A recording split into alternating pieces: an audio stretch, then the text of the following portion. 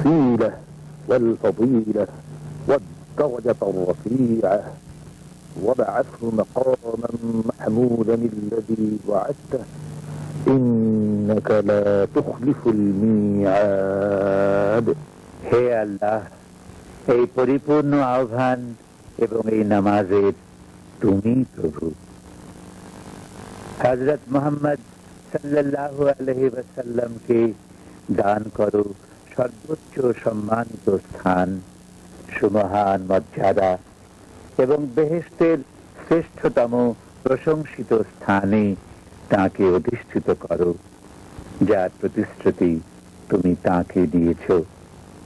নিশ্চয়ই তুমি ভঙ্গ করো না অঙ্গীকার।